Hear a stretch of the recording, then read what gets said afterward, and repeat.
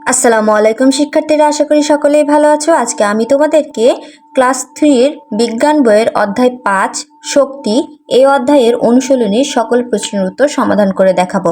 তাহলে চলো দেরি না করে আমরা পড়াতে চলে যাই। আমরা এখন অনুশীলনীতে যাব। দেখো, অধ্যায় 5-এর অনুশীলনী পেজ নাম্বার হচ্ছে 59 এবং পেজ নাম্বার হচ্ছে 69 এবং 70। প্রথমেই দেখো কি আছে। এক, শব্দগুলো থেকে সঠিক শব্দ নিয়ে শূন্য স্থান পূরণ করি। প্রথমে কতে আছে সূর্য থেকে আমরা সবচেয়ে বেশি ড্যাশ পাই, সূর্য থেকে আমরা সবচেয়ে বেশি আলোক শক্তি পাই। খ, বৈদ্যুতিক পাখা চালানোর জন্য ড্যাশ প্রয়োজন, বৈদ্যুতিক পাখা চালানোর জন্য বিদ্যুৎ শক্তি প্রয়োজন। গ, ঠান্ডা ও গরম হওয়ার সাথে ড্যাশ সম্পর্কিত, ঠান্ডা ও গরম হওয়ার সাথে তাপ শক্তি সম্পর্কিত। তাহলে চলো তোমাদেরকে আমি এটা উত্তরগুলো লিখে দেখাই। দেখো, 1 নং প্রশ্নের উত্তর, 1 নং যে শূন্যস্থান ছিল সেগুলো আমি তোমাদের এখানে লিখে দেখিয়েছি। ক, সূর্য থেকে আমরা সবচেয়ে বেশি আলোক শক্তি পাই। খ, বৈদ্যুতিক পাখা চালানোর জন্য বিদ্যুৎ শক্তি প্রয়োজন। গ, ঠান্ডা ও গরম হওয়ার সাথে তাপ শক্তি সম্পর্কিত। তোমরা উত্তরগুলো সুন্দর করে লিখে নিবে। আশা করি 1 নং সবার লেখা হয়ে গেছে। এবার 2 নং এ দেখো কি আছে। 2 নং এ আছে বাম পাশের শব্দের সাথে ডান পাশের শব্দের মিল করি। এখানে আছে বাম পাশে আছে দেখো বৈদ্যুতিক পাখা, শরীর গরম, বই পড়া, আঘাত করা। ডান পাশে আছে আলোক শক্তি, বিদ্যুৎ শক্তি, শব্দ শক্তি, তাপ শক্তি। তাহলে এখন বাম পাশের শব্দে প্রথমটার সাথে দেখি ডান পাশে কোনটা মিল হয়। বৈদ্যুতিক বাতি, বৈদ্যুতিক বাতি হবে বিদ্যুৎ শক্তি। শরীর গরম তাপ শক্তি, বই পড়া আলোক শক্তি, আঘাত করা শব্দ শক্তি। আমি আবার পড়ে শোনাচ্ছি। বৈদ্যুতিক বাতি বিদ্যুৎ শক্তি, শরীর গরম তাপ শক্তি, বই পড়া আলোক শক্তি, আঘাত করা শব্দ শক্তি। এবার দেখো 3 নম্বরে আছে সঠিক উত্তরে টিক চিহ্ন দি। তাহলে চলো সঠিক উত্তরগুলো আমরা দেখে নিই। দেখো 3 নংয়ের সঠিক উত্তর, প্রথমটা ছিল 1, কোনটি শক্তির অপচয় রোধ করার উপায়। সঠিক উত্তর হবে ক, দিনের আলো ব্যবহার করা।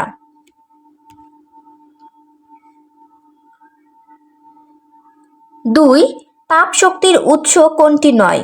সঠিক উত্তর হবে ঘ, টেলিভিশনের রিমোট। আমি আবার পড়ে শোনাচ্ছি। 1, কোনটি শক্তির অপচয় রোধ করার উপায়।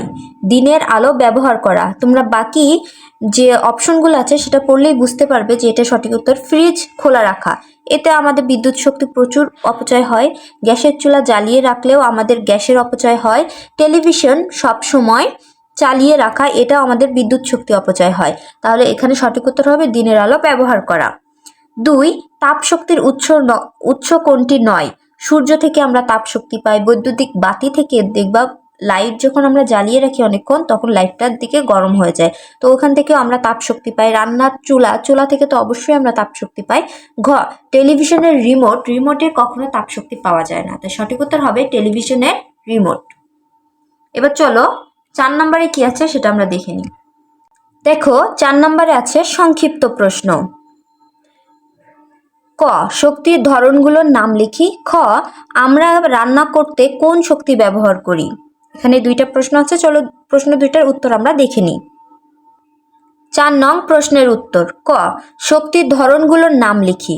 উত্তর, শক্তির ধরনগুলোর নাম হলো আলোক শক্তি, বিদ্যুৎ শক্তি, তাপ শক্তি এবং শব্দ শক্তি। নাম্বার খ, আমরা রান্না করতে কোন শক্তি ব্যবহার করি। উত্তর, আমরা রান্না করতে তাপ শক্তি ব্যবহার করি। আমি আবার পড়ে শোনাচ্ছি। ক, শক্তির ধরনগুলোর নাম লিখি। উত্তর, শক্তির ধরনগুলোর নাম হলো আলোক শক্তি, বিদ্যুৎ শক্তি, তাপ শক্তি এবং শব্দ শক্তি। খ, আমরা রান্না করতে কোন শক্তি ব্যবহার করি।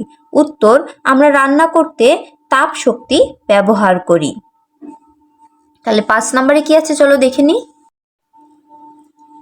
দেখো শিক্ষার্থীরা, 5 নম্বরে আছে বর্ণনামূলক প্রশ্ন। ক, আমরা কি কি কাজে তাপ শক্তি ব্যবহার করি তা লিখি।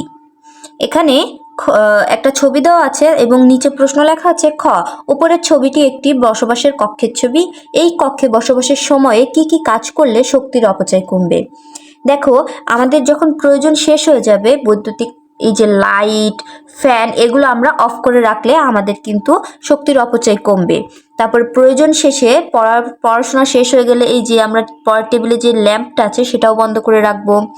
তারপর হচ্ছে অকারণে উচ্চ শব্দে আমরা এই যে সাউন্ড বক্স দেখছো, এখানে গান বাজাবো না। তারপর টেলিভিশনটা দেখা হয়ে গেলে আমরা টেলিভিশনটা বন্ধ করে দিব। তারপরে যদি ঘরে জানালা দরজাগুলো আমরা দিনের বেলা খুলে রাখি তাহলে আমাদের কিন্তু দিনের বেলায় লাইটের বা ফ্যানের প্রয়োজন হবে না। তাহলে চলো আমরা উত্তরগুলো দেখে নিই। 5 নং প্রশ্নের উত্তর। ক, আমরা কি কি কাজে তাপশক্তি ব্যবহার করি তা লিখি। উত্তর, আমরা যেসব কাজে তাপশক্তি ব্যবহার করি তা হলো 1, খাবার রান্না করা, 2, কাপড় শুকানো, 3, ধান শুকানো, 4, কাপড় ইস্ত্রি করা ও 5, শীতকালে শরীর উষ্ণ রাখতে। আমি আবার পড়ে শোনাচ্ছি। ক, আমরা কি কি কাজে তাপ শক্তি ব্যবহার করি তা লিখি। উত্তর, আমরা যেসব কাজে তাপ শক্তি ব্যবহার করি তা হলো 1, খাবার রান্না করা, 2, কাপড় শুকানো, 3, ধান শুকানো, 4, কাপড় ইস্ত্রি করা ও 5, শীতকালে শরীর উষ্ণ রাখতে। প্রশ্ন নাম্বার খ, নিচের ছবিটি একটি বসবাসের কক্ষের ছবি। এই কক্ষে বসবাসের সময় কি কি কাজ করলে শক্তির অপচয় কমবে। আমরা একটু আগেই দেখেছিলাম কক্ষের ছবিটি। উত্তর, উপরের বসবাসের কক্ষের বসবাসের সময় যে সকল কাজ করলে শক্তির অপচয় কমবে তা নিচে দেওয়া হলো। 1, কাজের শেষে বৈদ্যুতিক বাতি ও পাখা বন্ধ করে রাখলে। 2, প্রয়োজন ছাড়া টেবিল ল্যাম্প জ্বালিয়ে না রাখলে। 3, সাউন্ড বক্সে উচ্চ শব্দে গান বাজানো থেকে বিরত থাকলে। 4, কক্ষের দরজা জানালা দিয়ে আলো বাতাস প্রবেশের সুব্যবস্থা করলে। আমি আবার পড়ে শোনাচ্ছি। প্রশ্ন ছিল খ, নিচের ছবিটি একটি বসবাসের কক্ষের ছবি। এই কক্ষে বসবাসের সময় কি কি কাজ করলে শক্তির অপচয় কমবে। উত্তর, উপরের বসবাসের কক্ষে বসবাসের সময় যে সকল কাজ করলে শক্তির অপচয় কমবে তা নিচে দেওয়া হলো। 1, কাজের শেষে বৈদ্যুতিক বাতি ও পাখা বন্ধ রাখলে। 2, প্রয়োজন ছাড়া টেবিল ল্যাম্প জ্বালিয়ে না রাখলে। 3, সাউন্ড বক্সে উচ্চ শব্দে গান বাজানো থেকে বিরত থাকলে। 4, কক্ষের দরজা জানালা দিয়ে আলো বাতাস প্রবেশের সুব্যবস্থা করলে। দেখো শিক্ষার্থীরা, এখানেই শেষ হয়ে গেল অনুশীলনী 5-এর সকল প্রশ্নের উত্তর। তোমরা সুন্দর করে প্রশ্নের উত্তরগুলো সব মুখস্থ করে ফেলবে। আজকে এই পর্যন্ত শিক্ষার্থীরা। পরবর্তী ক্লাস পাওয়ার জন্য অবশ্যই চ্যানেলটা সাবস্ক্রাইব করে রাখবে এবং পূর্বের ক্লাসগুলো পাওয়ার জন্য চ্যানেলের প্লেলিস্টে গেলেই তোমরা পেয়ে যাবে। ভিডিওটা ভালো লাগলে অবশ্যই ভিডিওটাতে লাইক, কমেন্ট এবং শেয়ার করবে। সকলেই ভালো থাকবে। ধন্যবাদ।